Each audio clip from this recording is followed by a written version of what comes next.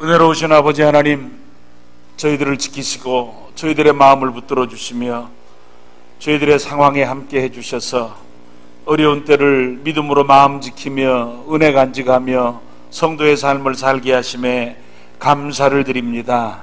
주의 날 복된 날 함께 모여 예배하지 못하지만 우리 사랑하는 식구들 각기 가정에서 있는 처소에서 하나님께 찬양과 경배와 영광을 올려드릴 때 저희들의 예배를 받으시고 예비하신 은혜로 가정마다 심령마다 가득 채워 주시옵소서. 예수님 이름으로 간절히 기도를 드립니다.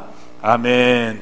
전능하사 천지를 만드신 하나님 아버지를 내가 믿사오며 그 외아들 우리 주 예수 그리스도를 믿사오니 이는 성령으로 잉태하사 동정녀 마리아에게 나시고 본디오 빌라도에게 고난을 받으사 십자가에 못 박혀 죽으시고 장사한 지 사흘 만에 죽은 자 가운데서 다시 살아나시며 하늘에 오르사 전능하신 하나님 우편에 앉아 계시다가 저리로서 산 자와 죽은 자를 심판하러 오시리라. 성령을 믿사오며 거룩한 공회와 성도가 서로 교통하는 것과 죄를 사하여 주시는 것과 몸이 다시 사는 것과 영원히 사는 것을 믿사옵나이다. 아멘. 내 영혼아 여호와를 송축하라. 여호와 나의 하나님이여 주는 심히 위대하시며 존귀와 권위로 옷 입으셨나이다.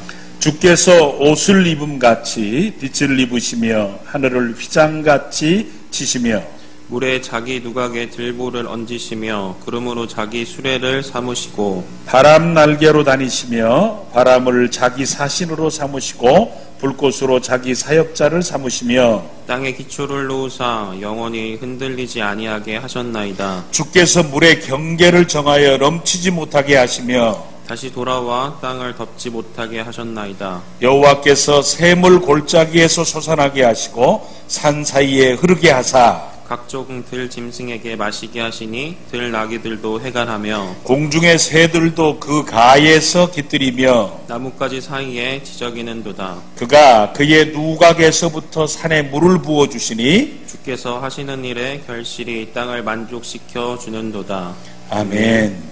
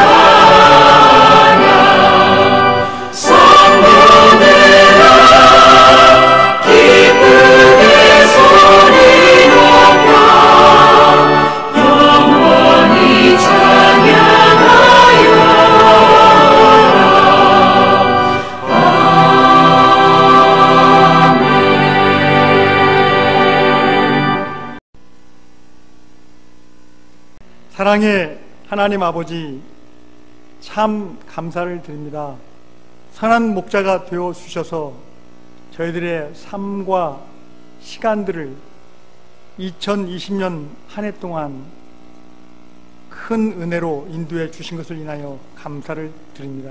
돌아보면 하나님 앞에 참 즐겁고 감사하고 기뻐할 일들이 참 많고, 또 다른 면에서 볼 때 때때로 뜻밖의 일도 만나고 원하지 않는 여러 가지 상황들도 만나게 되고, 또 우리가 자행자지함으로 또 부족하여 실족함으로 또 여러 가지 연약한 부분 속에서 만나는 여러 가지 다양한 참 많은 답답한 일들도 다 하나님 앞에 감사를 드립니다. 이제 오늘 거룩한 주일날에 하나님 앞에 예배하는 것은 우리의 상황들이 여러 가지 분주함도 있고, 또 우리가 원하지 않는 부분도 있고, 또 때때로 여러 가지 부분들이 있을지라도 합력하여 손을 이루시는 하나님의 공의와 하나님의 전능하심과 하나님의 은총을 믿고 주 앞에 나아가기를 원합니다. 아버지 하나님, 이 나라 이 민족 한국교회, 특별히 우리 생각교회와 목사님과 또 모든 귀한 우리 성도님들 한 분 한 분을 이제 하나님 앞에 의탁하면서 기도하는 것은 2020년 한 해를 이제 얼마 남지 아니하고 마무리하면서 또한 성탄절과 새해를 바라봅니다.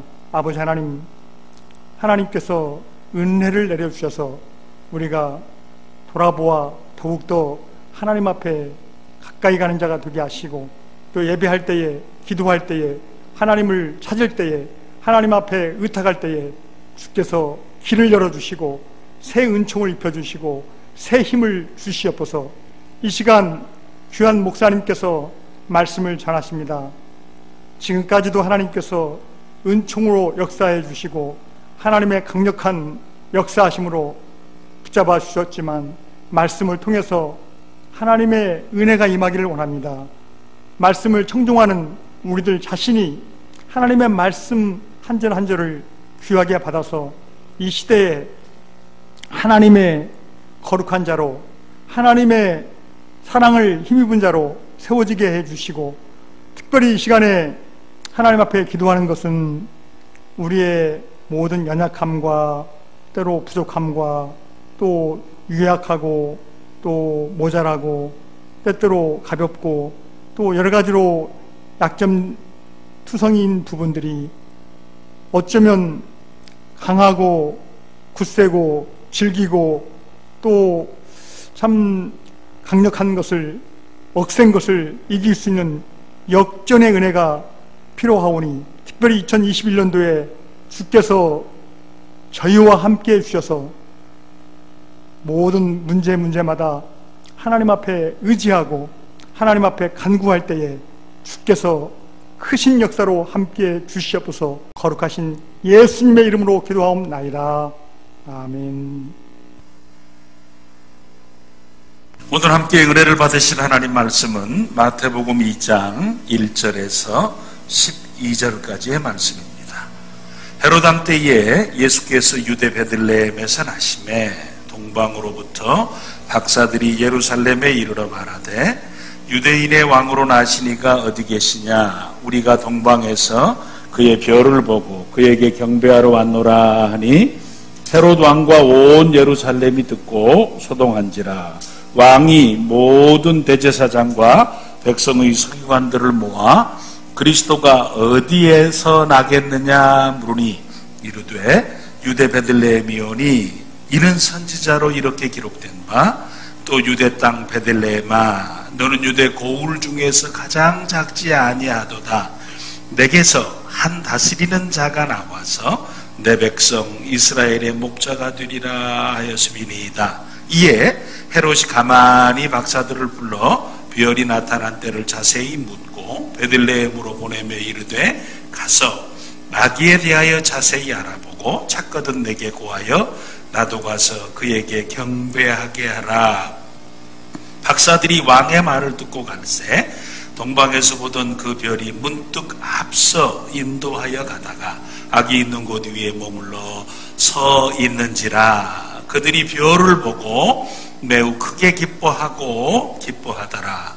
집에 들어가 아기와 그의 어머니 마리아가 함께 있는 것을 보고 엎드려 아기께 경배하고 보배의 합을 열어 황금과 유향과 모략을 예물로 드리니라. 그들은 꿈에 헤롯에게로 돌아가지 말라 지시하심을 받아 다른 길로 고국에 돌아가니라. 아멘. 우리 코로나 상황에서 가정에서 예배를 드리는 우리 사랑하는 모든 성약의 식구들의 가정에 성탄의 축복과 그 풍요로우신 은혜, 기쁨이 충만하시기를 축복해 드립니다. 우리 가족들끼리도 서로 축복하시면서 성탄의 즐거움이 이 한 주간 우리 온 식구들의 복이 되기를 소원합니다. 성탄절하면 다양한 것이 생각날 수 있겠지만 저희들은 그 중에 한 부분을 감당했던 동방에서 온 박사들에 대한 얘기를 빼놓을 수가 없습니다. 마태는 마태복음 2장에서 예수님 탄생의 소중한 증인들로 동방에서부터 온 박사들에 대한 말씀을 언급합니다. 오늘 성경에 보면 그들은 점성술가로 성경 밑에 해석해 놓았습니다. 동방에서부터 온 박사들은 점성가들이었습니다. 점성가들은 하늘을 보고 미래를 예측하는 자들이죠. 또 운세에 대해서 이야기하는 자들입니다. 그 점성가들이 어느 날 특별한 별빛을 보게 되었습니다. 그 특별한 별빛은 가만히 있지 않고 움직였습니다. 점성가들은 그 특별한 별빛에 대해서 움직이는 그 별빛을 보면서 이게 참 특별하다, 왕과 연관된 별빛일 것이다 라는 생각을 하게 됐고, 그들은 유향과 황금과 모략을 준비해 가지고 그 별빛을 따라가 보기로 합니다. 어디로 가야 갈 것인지 또 얼마나 갈 것인지에 대해서 정해지지 않은 채 별빛을 따라가 보자 라는, 어찌 보면 좀 위험하고 기약이 없는 여행을 시작합니다. 왜냐하면 그 별빛이 너무 강렬했기 때문에 그 별빛이 주는 그 강렬함과 그리고 그들 속에 갖게 되어진 특별한 별빛에 대한 의미, 아마 왕일 것이다, 특별한 왕이 태어날 것이다 라고 하는 기대감 때문에 그들은 가장 소중한 시간을 들여서 그들의 삶을 그 별빛의 결국을 찾아 만나러 떠나게 되었던 것입니다. 우리는 그것을 하나님이 주시는 보편적인 축복 또는 일반 은총의 축복, 또 자연 계시의 축복이라 합니다. 하나님께서는 그 하나님을 찾아서 발견할 수 있는 축복을 자연 속에 숨겨 놓으셨다라는 겁니다. 그래서 그 자연계 속에 숨어 있는 것들을 찾아서 관심을 갖고 찾다가 보면 결국 하나님을 만나게 된다 그래요. 일반적으로 우리 과학자들이 하나님을 부인할 것 같지만 그렇지 않습니다. 오히려 자연을 깊이 살피고 원리와 그 세계를 살피는 자들은 하나님의 실존하심에 대해서 훨씬 더 우리보다 더 감동적으로 그 사실을 이야기하는 분들이 참 많이 있습니다. 로마서 1장 20절에 보면 창세로부터 그의 보이지 아니하는 것들 곧 그의 영원하신 능력과 신성이 그가 만드신 만물에 분명히 보여 알려졌나니 그러므로 그들이 핑계하지 못할지니라 하셨고, 사도행전 17장 27절에는 이는 사람으로 혹 하나님을 더듬어 찾아 발견하게 하려 하심이로되 그는 우리 각 사람에게서 멀리 계시지 아니하도다 하셨습니다. 하나님께서 우리를 향해서 가지고 계신 마음, 세상을 지으시고 그 세상 피조 세계 속에 더듬어 하나님을 찾을 수 있도록 귀한 자료를 심어 놓으신 하나님의 마음은 사람들로 하여금 더듬어서 하나님을 찾아올 수 있기를 바라신 거예요. 하나님은 사람이 하나님을 찾아 발견하고 만나기를 소원하십니다. 예수님께서 탕자의 비유를 말씀하셨습니다. 둘째 아들이 아버지께 유산을 먼저 달라고 해가지고 나가지 않습니까? 나가서 사는 동안에 다 까먹습니다. 아버지 집을 생각합니다. 아버지는 풍요로우신데 돌아가면 참 좋겠는데 결국 어느 날 돌아오지요. 그가 돌아왔을 때 아버지는 나간 탕자 잊어버리지 않고 기다리고 계셨어요. 돌아왔을 때 반기는 아버지, 나는 이제 아무것도 아니라고, 나는 죄인 중에 종 중에 한 사람이라고, 나를 종으로 취급해달라고 할 때 아버지는 그의 목욕을 시키시고 반지를 끼워주시고 옷을 입혀주시고 신을 신겨주시며 그를 자신의 아들로 따뜻하게 받아주셨죠. 하나님께서는 사람이 하나님을 발견하고 자기의 존재의 위치를 발견하고 자신을 회복해서 하나님의 자녀로 복스럽게 살기를 원하십니다. 동방의 박사들, 그들에게 별빛을 통해서 결국은 나중에 예수님을 만나러 오는 과정 가운데서 그 긴 여정을 통해 궁극적으로 메시아이신 구주이신 그 하나님을 만나기를 소원하셨다라는 겁니다. 그런데 동방에서 온 박사들이 별을 계속 따라갔으면 이 베들레헴에 도착했을 겁니다. 바로. 그런데 그들이 도착한 곳은 예루살렘이었습니다. 동방에서 온 박사들은 어느 순간부터 별빛에 집중하지 못했다라는 사실을 저희들이 확인할 수 있습니다. 그들은 그 특별한 별빛이 유대인의 왕이라는 확신이 있었습니다. 그래서 그들의 생각을 따라 움직이고 있었습니다. 그러다 보니까 별빛이 가르치고 있는 베들레헴이 아니라 그들의 생각의 종착점인 왕궁이 있는 예루살렘에 도달하게 된 것입니다. 예루살렘에 도착한 그들은 유대인의 왕으로 나신 분을 찾습니다. 그들 때문에 헤롯이 마음이 불편해졌어요. 자신이 왕인데 자신의 가문 중에 왕자가 태어난 일이 없는데 지금 유대인의 왕으로 태어난 자를 찾으니까 불편해졌죠. 예루살렘 사람들은 소란해졌습니다. 헤롯 왕은 대제사장과 서기관들을 모아서 그리스도가 어디서 나겠는가 알아보도록 합니다. 대제사장과 서기관들은 선지자 미가의 예언을 찾아냈습니다. 그리스도 즉 메시아가 탄생할 곳은 베들레헴입니다 라는 사실을 보고합니다. 오늘 마태가 인용한 마태복음 2장 6절은 미가서 5장 2절입니다. 베들레헴 에브라다에 너는 유다 족속 중에 작을지라도 이스라엘을 다스리는 자가 내게서 내게로 나올 것이나 그의 근본은 상고의 영혼에 있느니라고 미가 선지자가 예언해 놓으셨습니다. 메시아 탄생 장소를 대제사장과 서기관들로부터 보고를 받은 헤롯 왕은 동방에서 온 박사들 그들에게 예루살렘이 아니고 베들레헴에서 그리스도가 나실 것이다 라고 예언되어 있다. 그러니 베들레헴으로 가라 라고 알려줍니다.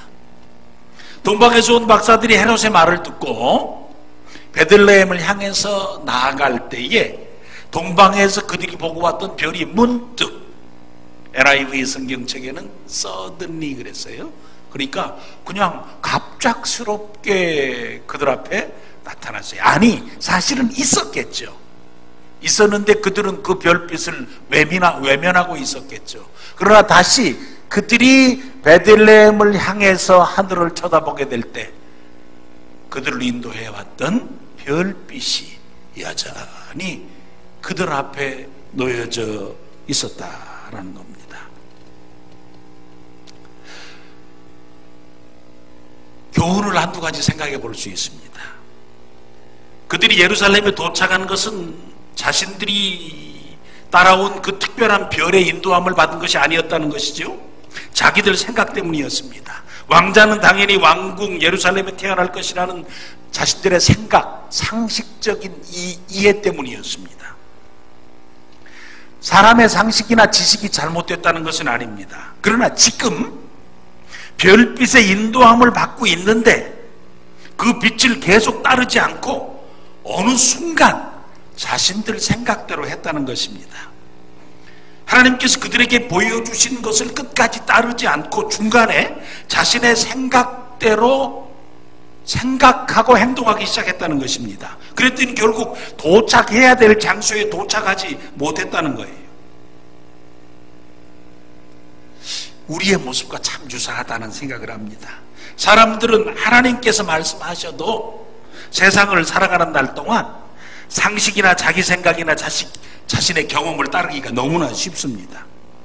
그들 눈으로 볼 수 있도록 특별한 별빛으로 인도하시는 중에도 자신들의 생각을 따르고 그리고 자신들의 생각한 대로 가고 싶은 곳으로 가버리고 맙니다. 그러나 그곳은 전혀 다른 곳이었습니다. 우리도 분명히 예배드리고 기도하고 믿음으로 사는 것 같은데 막상 우리의 삶의 현실 속에서 우리의 삶을 살아갈 때는 자기 생각, 자기 마음대로 살기가 참 쉽다는 거예요. 우리는 그리스도인이다. 예수 믿고 믿음으로 산다. 하나님 말씀이 내게는 최우선의 권위가 있다. 하나님 말씀이 생명이다. 그래서 나는 그 말씀에 의지하고 그 말씀에 순종해서 산다고 우리들이 생각하고 살지만 어느덧 우리의 삶의 현재 속에는 별빛을 잃어버린 사람의 모습이 너무 많이 있다라는 겁니다. 특별히 어려운 시대를 살면, 특별히 위기의 시대를 살면 우리는 어느덧 위를 쳐다보지 못하고 하나님을 바라보지 못하고 하나님의 말씀에 깊이 관심을 갖지 못하고 나에게 주어진 상황과 환경과 조건을 바라보면서 우리는 우리가 생각한 대로 살기가 참 쉽다라는 겁니다. 좋을 때에도 나쁠 때에도 우리는 긴장감과 때로는 교만함을 가지고 우리의 삶 속에 별빛을 놓치는 인생이 되기가 너무나 쉽다라는 겁니다. 그러면서 우리는 이런 생각을 합니다. 왜 나는 믿음으로 사는데 나의 삶의 현재 가운데 이런 일들이 내게 주어졌을까? 왜 나는 엉뚱한 일이 내게 있을까? 왜 나는 엉뚱한 상황이 내게 주어져 있을까? 동방으로 돈 박사들이 엉뚱한 장소에 도착한 것은 그들이 별빛을 따라가다가 그들이 자기들 상식대로 생각대로 생각하는 순간부터 별빛이 있었지만 별빛을 바라보거나 그것에 가는 길을 따라 순종하지 아니하고 자기의 생각과 자기의 마음대로 살아버렸다라는 것이, 그러면 전혀 다른 장소에 전혀 다른 상황 가운데 전혀 다른 결론과 전혀 다른 열매가 자신의 삶 속에 끼어들게 되고 맺어지게 된다라는 겁니다. 저 우리 사랑하는 식구들이 이 땅의 삶을 살면서 하나님 믿음 주셔서 감사합니다. 그런데 우리가 항상 우리의 시선과 우리의 마음과 우리의 생각이 히브리서의 기자들의 고백처럼 그리스도에게 초점을 맞춘 채 우리의 주요 구주이신 예수 그리스도를 바라보는 삶을, 그리고 뒤의 것은 잊어버리고 바울 사도의 고백처럼 푯대를 향하여 사는 삶을 살아가야 할 것입니다. 또 다른 하나는 동방에서 온 박사들이 특별히 그 별을 따르지 않고 자신들의 생각을 따라가는 일을 통해서 예루살렘과 당시 대제사장과 백성의 서기관들에게 메시아가 탄생하셨다는 사실을 알게 해주었다는 거예요. 본인들이 의도한 것은 아니었습니다. 그러나 그들이 한 실수 속에 하나님께서는 예루살렘을 뒤흔들어 깨우시고 대제사장과 백성의 서기관들의 그들의 생각과 그들의 현재의 모습을 보게 해 주셨습니다. 당시 대제사장과 백성의 서기관들은 그리스도 메시아를 그렇게 긴박하게 기다리고 있지 않았습니다. 그냥 자신들의 기득권을 누리며 어떻게 하면 더 잘 누리고 살 수 있을까라고 현실적인 생각을 하고 살고 있었습니다. 그렇게 현실주의적인 생각을 하고 살고 있던 그들에게 동방으로부터 온 박사들이 유대인의 왕으로 나시니가 어딨냐고 충격적인 소식을 전해줍니다. 그 소식을 들은 그들은 소란했다고 했습니다. 좋아하는 것이 아니라 당황했다는 것입니다. 우리는 어떻습니까? 우리에게는 남겨진 약속이 있습니다. 예수님 재림하신다라는 것입니다. 우리는 그 예수님 기다리면서 요한계시록의 마지막 구절처럼 주여 오시옵소서, 아멘 주여 오시옵소서 라는 기다림으로 우리의 삶을 삽니까? 아니면 내게 주어진 현실에서 내가 가장 편안하게, 내가 가장 좋게, 내가 가장 유익하게 내 원대로, 내 마음대로, 내가 하고 싶은 대로 이 땅의 삶을 잘 살다가 고통도 없이 괴로움도 없이 내가 누릴 수 있는 수를 80, 90, 100살 잘 살다가 그냥 죽고 싶습니까? 얼마나 오랜 시간을 얼마나 많이 사느냐도 중요하지만 우리 속에 어느덧 약해져 버린 예수님의 다시 오심에 대한 기다림과 그리고 그 앞에 선 한 믿음의 사람으로서 이 시대 앞에서 예수님을 기다리면서 기다림에 대한 소망 때문에 오늘 하루를 우리의 삶을 어찌 살아가야 할까 고민하고 생각하며 하나님 앞에서 마음과 생각을 점검하며 다시 오실 주님 앞에 상 받을 수 있는 믿음의 사람으로 우리의 삶을 살아가고 있느냐라는 거예요. 그렇게 동방에서 온 박사들이 별빛을 따르지 않고 자기들의 생각대로 예루살렘에 도착한 사건을 통해서 하나님께서는 하나님의 일을 하셨다라는 겁니다. 동방박사들의 그 잘못함을 사용하시기는 하셨지만 그렇다고 우리가 일부러 우리가 아무리 잘못해도 하나님께서 다 알아서 하실 것이다 라는 생각을 가지고 잘못하는 일은 위험한 일입니다. 동방박사들이 일부러 그런 것 아니죠.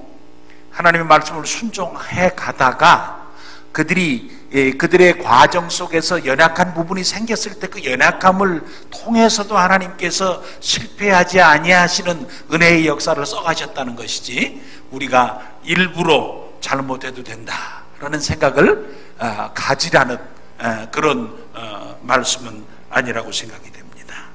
결국 그 특별한 별의 인도함을 받은 동방에서 온 박사들은 드디어 탄생하신 아기 예수님을 만나게 되었습니다. 아기 예수님을 만난 그들은 아마 당황했을지 모릅니다. 지금까지 그들에게 일어났던 일, 별빛과 그 특별한 별빛과 미가 선지자의 예언 성취에 대한 대제사장과 서기관들의 설명이 없었다면 적지 않게 실망했을 겁니다. 왜냐하면 아기 예수님은, 왕으로 나신 예수님은 짐승 우리에 있는 짐승 밥통에 누워 계셨기 때문입니다. 그러나 그들은 그 아기가 누구인지 이미 알게 되었고 알고 있었습니다. 그래서 자신들이 준비한 합당한 예물, 황금과 유향과 몰약을 드리며 경배하는 참 큰 축복을 누리게 됐습니다. 그들은 아기 예수님을 경배한 후에 꿈에 하나님께서 그들에게 말씀해 주셨습니다. 헤롯에게로 가지 마라. 다른 길로 그들은 고국으로 돌아가게 됩니다. 헤롯이 그들을 알고 있었습니다. 나중에 보복당할 수 있다 또는 정치적인 문제가 될 수 있다는 생각도 했을 것입니다. 세상 권력자인 왕의 말을 거역한다는 거 정말 쉽지 않습니다. 그러나 그 특별한 별의 인도하심으로 베들레헴에 있는 아기 예수님을 만난 후에 그들이 하나님의 말씀을 따르기로 합니다.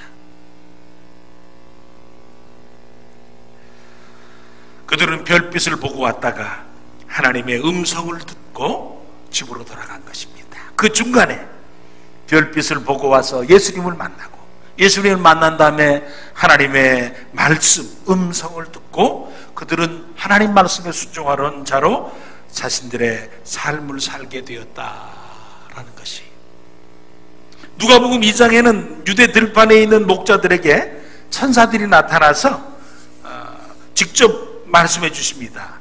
예수님에 관한 말씀을 해주셨습니다. 오늘날 다윗의 동네에 너희를 위하여 구주가 나셨으니 곧 그리스도 주시라. 너희가 가서 강보에 쌓여 누인 구유에 누인 아기를 보리니 이것이 너희에게 표적이니라 하셨습니다. 천사들이 다윗의 동네라고 했을 때 목사들은 즉시 그곳이 어딘지 알고 있었기 때문에 베들레헴으로 찾아갔습니다. 이방인들에게는 특별한 별빛이었지만 자연적인 계시를 주셨지만 유대인들에게는 그러실 필요가 없었습니다. 하나님의 말씀을 직접 들려주셔서 아기 예수님을 만나러 오게 해주셨습니다. 동방박사는 이방인이었습니다. 목자는 유대인 중에서 가장 천한 대접을 받는 자들이었습니다. 박사이지만 이방이었던 동방에서 온 점성술사들, 유대인이지만 천한 목자인 그들에게 아기 예수님께서 유대인의 왕이며 메시아이심을 알고 경배할 기회를 주셨다라는 겁니다. 왜? 하나님께서 성육신하신 예수님, 아기 예수님을 동방에서 온 박사들과 목자들에게 처음 만날 수 있게 해주셨겠습니까? 성육신하신 예수님, 그리스도, 우리의 메시아는 이방인이나 유대인이나 박사나 천한자나 모두가 만나야 될 뿐이다라는 거예요. 높은 사람이나 낮은 사람이나 이방인이나 유대인이나 모두가 다 인생에 한 번 예수님 만나는 귀한 만남의 축복을 경험해야 된다라는 거예요. 늘 말씀드립니다. 사람의 삶에서 중요한 것은 만남입니다. 부모, 형제, 일가, 친척, 내가 선택할 수 없는 만남입니다. 뭐 선생님이나 직장 상사나 또 내가 직장에 들어갔을 때, 학교에 들어갔을 때 내가 선택해서 때로는 친구들이나, 그러나 삶을 살아가면서 내가 또 선택적으로 만날 수 있는 만남이 있습니다. 연인이라든지 또는 친구라든지 다양한 우리에게 만남이 주어질 수 있습니다. 우리의 삶은 만남의 연속이고 선택의 연속이지만 그 만남과 선택이라는 과정을 통해서 내가 누구를 만나느냐, 누구를 선택했느냐가 평생을 좌우합니다. 그러나 예수님을 만나느냐 못 만나느냐는 평생이 아니라 영원한 시간에 좌우됩니다. 영혼을 좌우한다는 거예요. 그래서 요한복음 3장 16장 디모데전서 2장 4절에 보면 하나님이 세상을 이처럼 사랑하사 독생자를 주셨으니 이는 저를 믿는 자마다 멸망치 않고 영생을 얻게 하려 하십니다.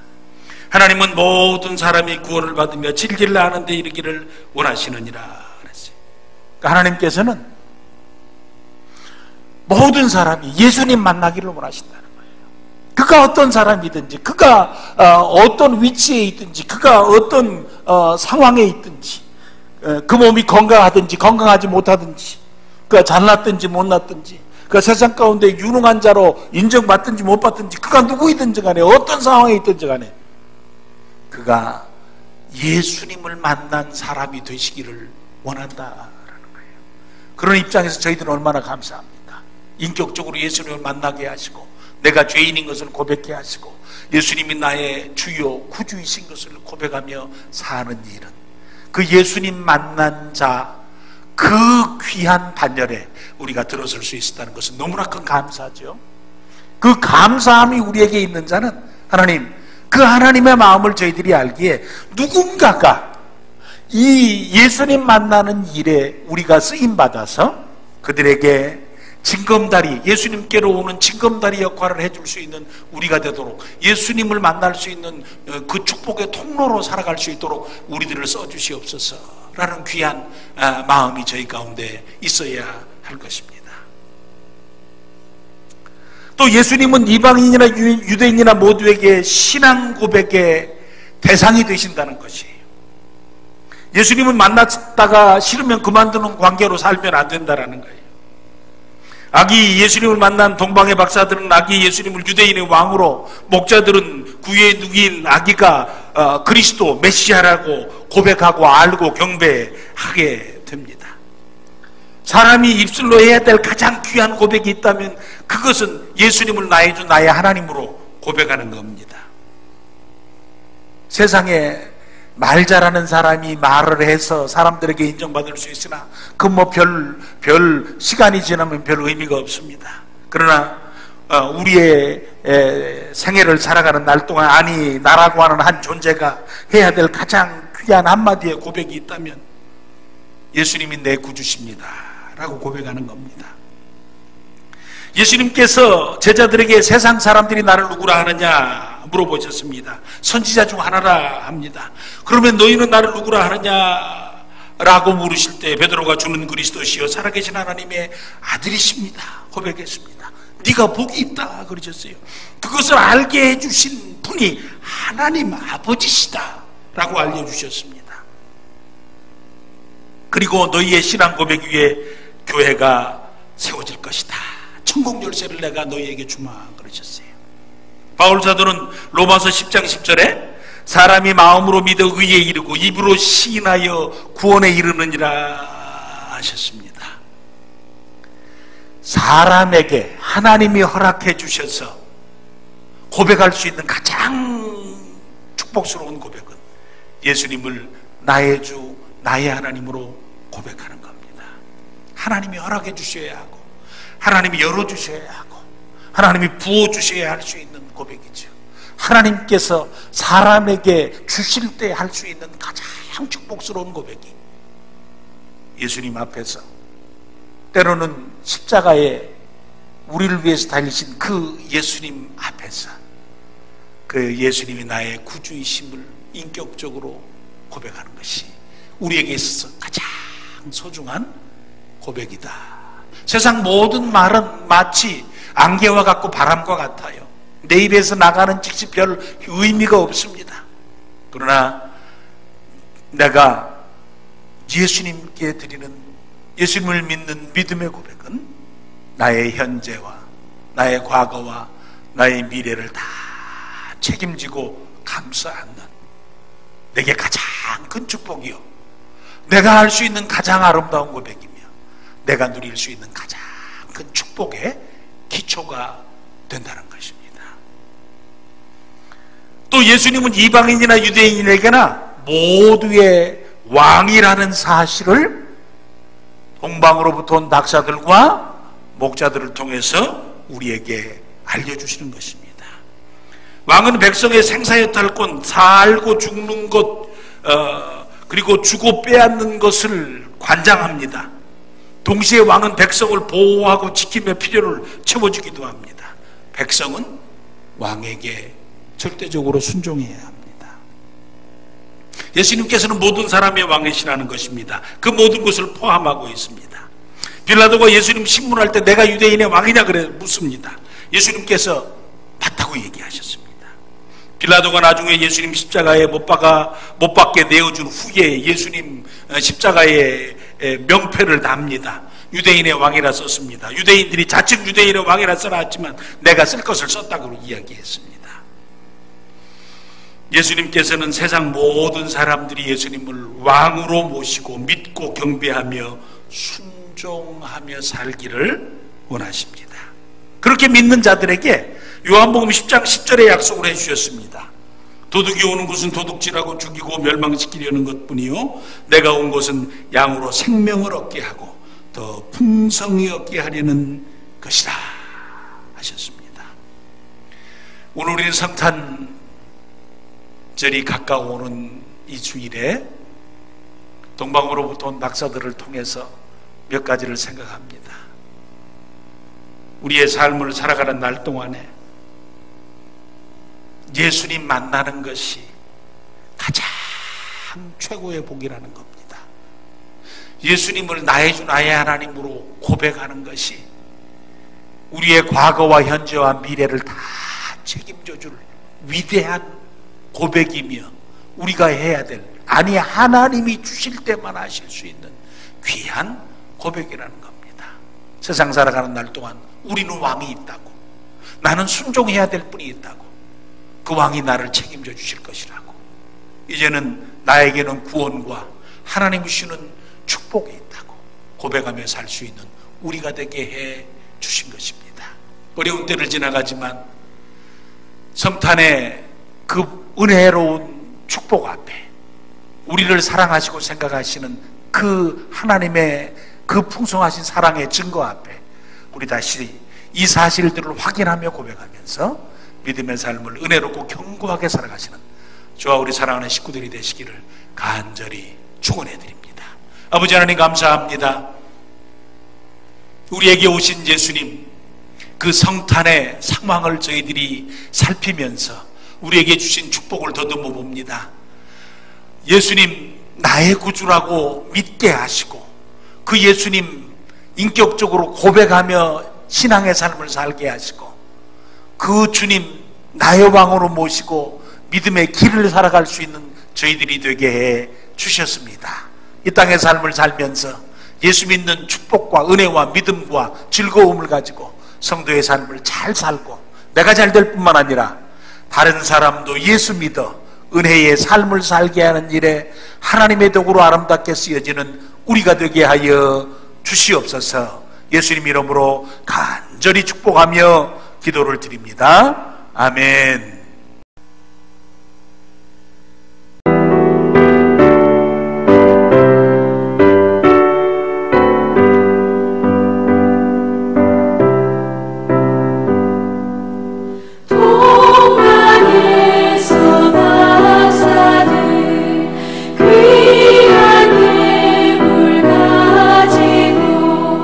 산을 넘고 물을 건너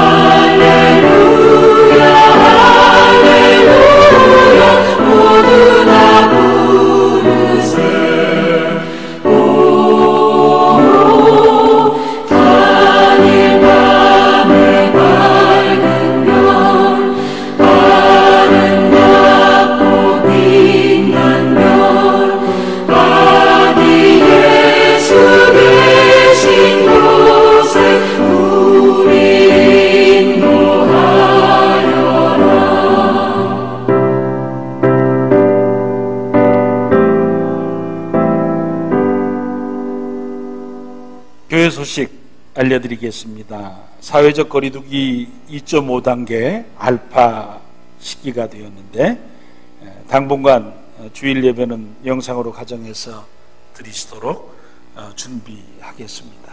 주일 오전 11시에 열릴 수 있도록 보내드리겠습니다. 오후 2시에 정기당회로 모이시겠습니다. 성탄절 예배는 지금 영상으로 준비하려고 하고 있습니다. 총회에서 정부하고 성탄절 예배가 우리 대면 예배를 드릴 수 있도록 해달라고 지금 요청 중에 있다고는 합니다.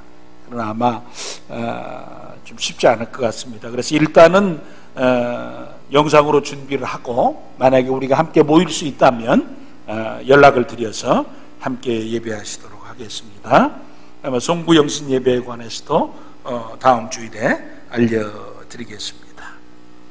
우리 수술 후 회복 중인 성도님들, 고3 학생들이 이제 대학에 진학하기 위해서 수고하고 논술과 면접을 해야 되는데 하나님 은혜와 지혜를 달라고, 그리고 청년들의 앞길을 위해서 코로나 상황이 지속적으로 1000명대가 있어서 3단계 가느냐 마느냐 어쨌든 안타까운 시간을 보내야 되지 않습니까?